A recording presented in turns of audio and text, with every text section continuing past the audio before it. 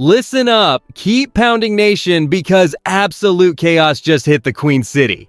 A devastating injury just dropped out of nowhere and completely rattled our entire offensive game plan for the season. But hold up, because the front office has a wild backup strategy that will shock the entire league. A massive shift in how we attack defenses is brewing behind closed doors right now. You absolutely cannot miss this massive update. Smash that like button and subscribe to the channel right now to stay updated on everything Carolina Panthers. Because this breaking news is wild. The Carolina Panthers are navigating a difficult start to training camp as we deal with a significant blow to our passing attack. Rookie wide receiver Brazzell II has been lost for the season after suffering a torn LCL in his left knee.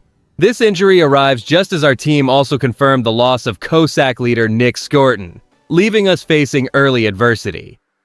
As Carolina Panthers fans, we were excited to see how Brazzell would provide depth behind Offensive Rookie of the Year Tetairoa McMillan and Jalen Coker, especially since the team remains cautious about the consistency of Xavier Legette.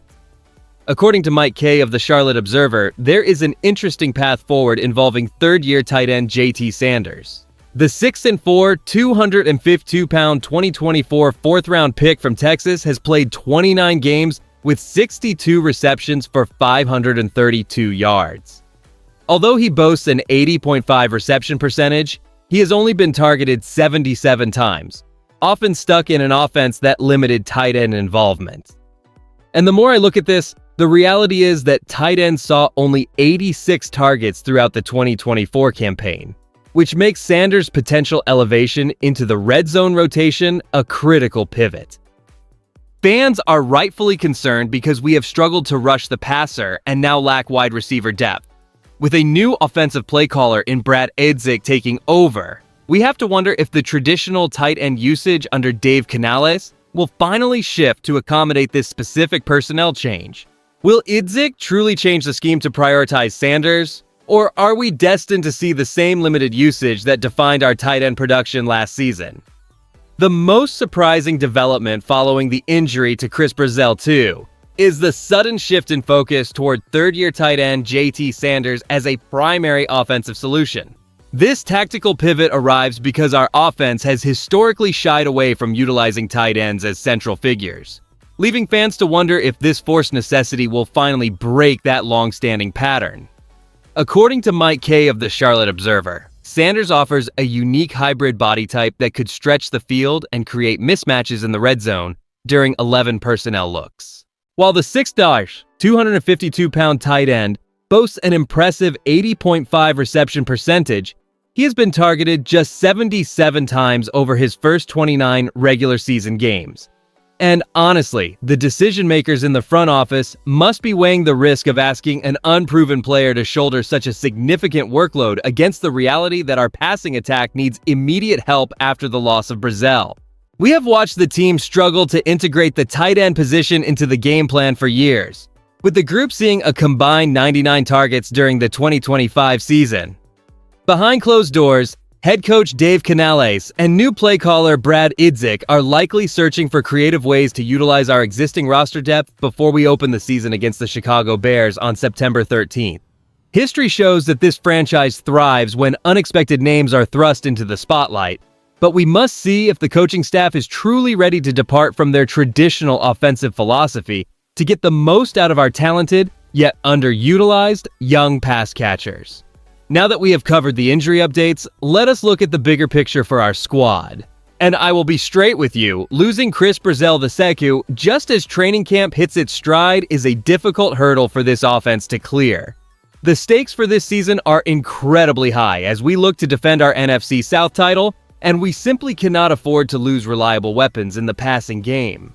With Brazzell sidelined by that season-ending surgery, the depth chart at wide receiver becomes remarkably thin behind Tetairoa McMillan and Jalen Coker.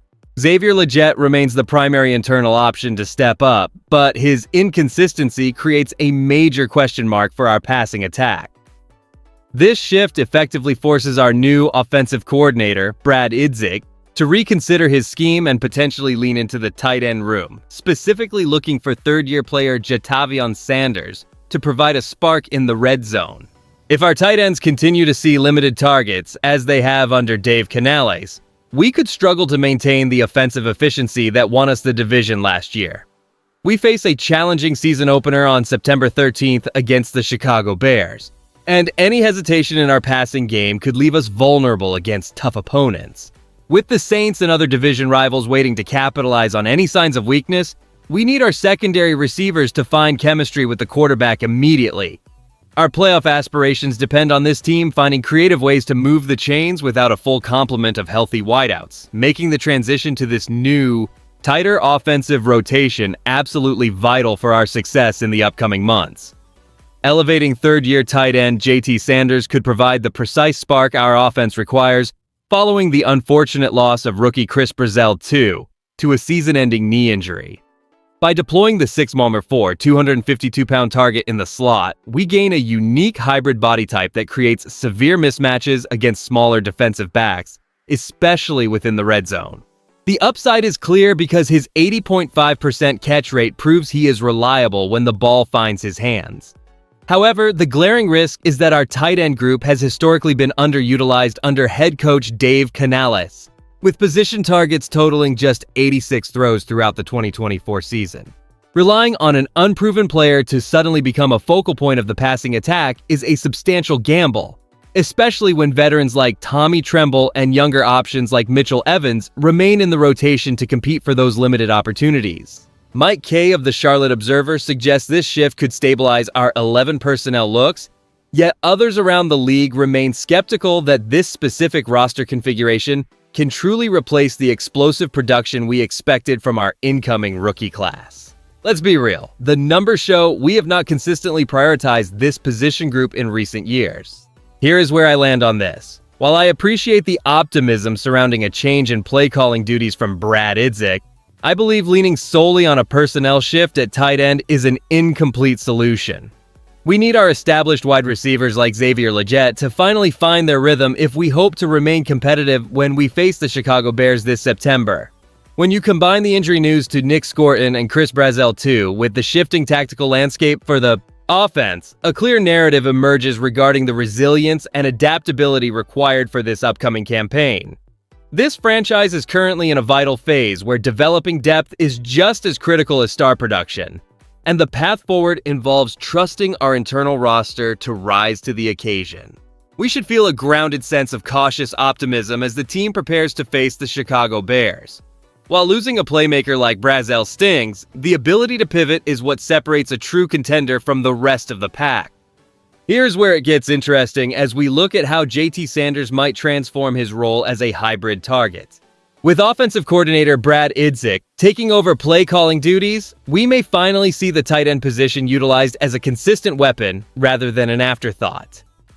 The potential to unlock more production from someone with an 80.5 reception percentage could be the missing piece for this passing attack. It is a test of depth for Dave Canales and his staff to maximize the talent currently on the roster after a challenging start to training camp. This is not the time for us to panic, but rather a moment to see if the supporting cast can step up and fill the void created by these unfortunate early injuries. Do you believe JT Sanders will see at least 50 targets during the 2026 regular season? If you enjoyed the video, do not forget to like it and subscribe to the channel. Keep pounding. I'll see you in the next one.